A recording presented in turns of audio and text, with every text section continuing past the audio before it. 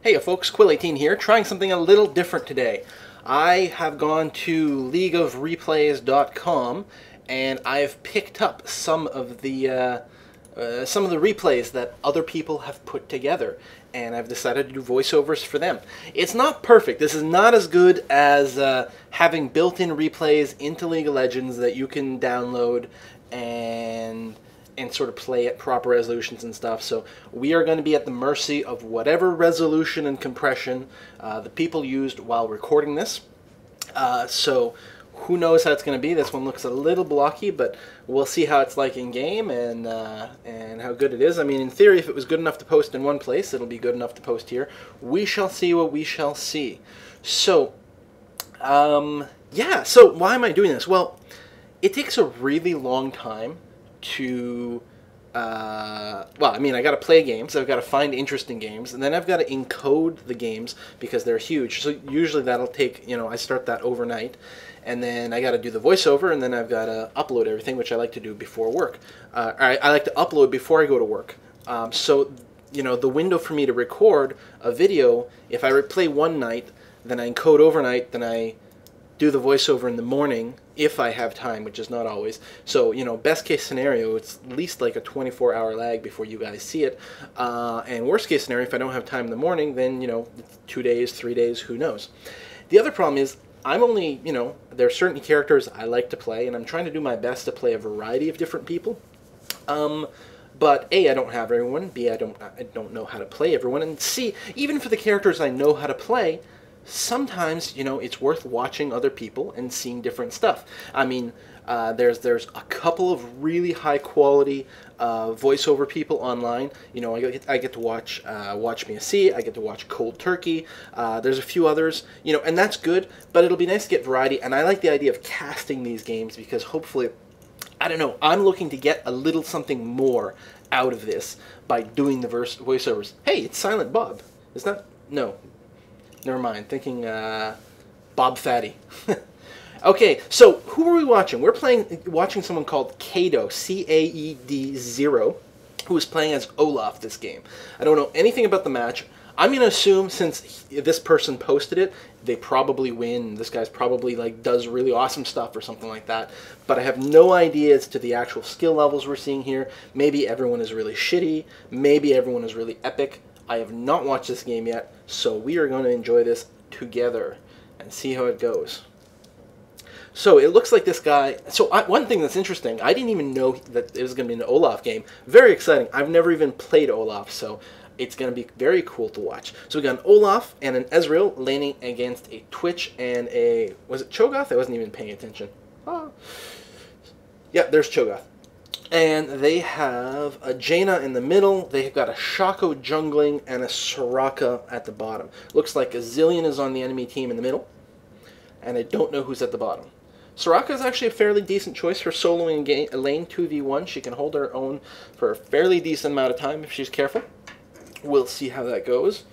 Shaco's probably doing the Jack-in-the-Box trick to get the red... Well, he's getting the red buff, and maybe he'll go gank. Looked like bottom. It's kind of fuzzy, but it looks like we've got Singed and Shaco maybe. I don't know. So anyway, back to the top. We'll focus on these guys. So, the very first skirmish, our team won. What do we call it? I guess blue team. Blue team won that, and it's possible that Cho actually went back and healed, which they definitely had enough time for.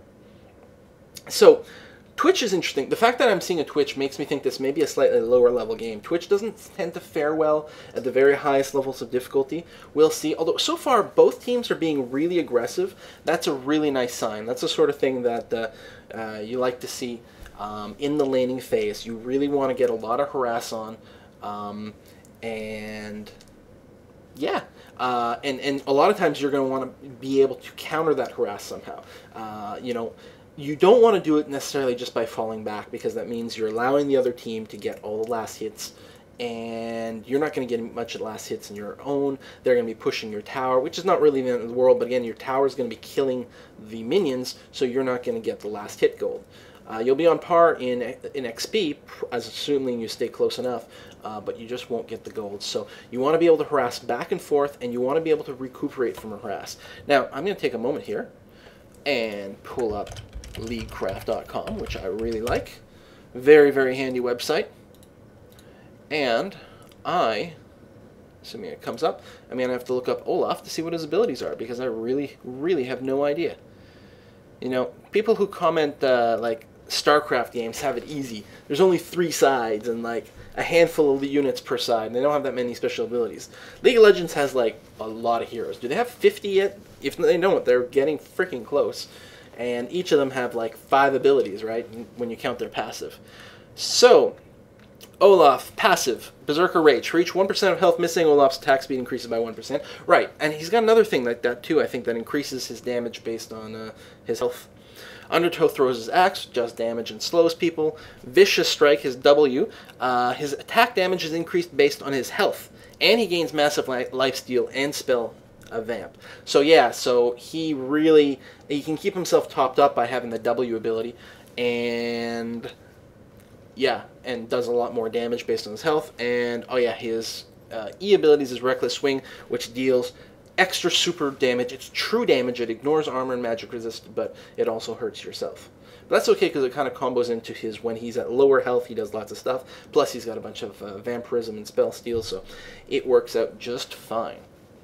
So what I should really be doing is trying to pay attention to what kind of ability, where he's spending his ability points. It's a little hard to see sometimes, especially if they're using the hotkeys to level up their skill. I haven't been watching. He definitely has his W ability, his Vicious Strikes, and all his Reckless Swing. It's very interesting. He has not gone for his axe, the axe throwing, which I, naively would normally assume that'd be really good in the laning phase for harassing. On the other hand, maybe it burns through your mana too quick. And this one, there's certainly a lot to be said for the lifesteal that he's got. I'm not sure about the Reckless Swing, although he is level. It looks like he's got his W maxed out, his Vicious Strikes. He maxed it out, and now he just put a second point into Reckless Swing. So he's at 2 and 2 with those skills. Okay, he just blew his Vicious Strikes here. Whoa, that is a lot of damage, but they did get an exhaust down on Twitch, which is good. He gets First Blood. That is pretty significant. As someone pointed out in one of my recent videos when I was commenting on the First Blood is not quite as much as I thought. I always see the 400. I'm like, oh, First Blood is so amazing. But you get 300 for a kill normally. First Blood is just an extra 100. Although, in any case where there's sort of like a mutual kill, the first person to get the kill is always in the best place, because you do not get any XP if you're dead.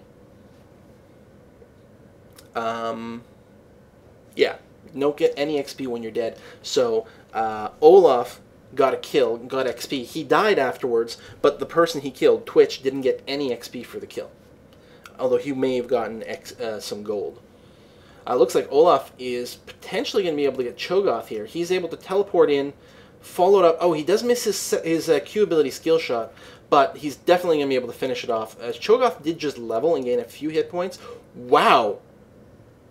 And did a ton of damage. And I wasn't watching what the levels were, but is it possible that Cho'Gath is hit level 6? It's very hard to read here, and so if he leveled to 6, picked up his feast, that would definitely explain the amount of damage that Ezreal just took. I think that was the only explanation. Oh, Twitch is back already. He just popped out of stealth there to poison Olaf. Twitch's poison is actually really quite nice. It's not like Teemo, where one hit just applies the poison and that's it. It actually stacks up to, I believe, 6 times. So Twitch is a little bit less of a hit and run, but if you can get off multiple attacks and stack the poison up, he can harass pretty well. In this phase, though, I think Twitch is not going to be as dangerous as Teemo, because Teemo's poison, even though it only has 1 stack possible, that 1 stack does a lot more damage. I believe. I mean, I don't have the numbers in front of me, but I believe that's the case. On the other hand, I suppose Twitch can follow it up with a slow or an expunge. So, yeah, looks like Olaf is level 6. If I'm reading this correctly, it looks like Ezreal is still level 5. So at level 6, Olaf gets Ragnarok, which when he enables it, when he activates his ultimate, it makes him immune to disables. It's really sick. No stuns, no roots. I'm not sure about slows. Let me see if I can click through here for some more information. Yeah, it doesn't say. But it also gives him armor penetration. Oh,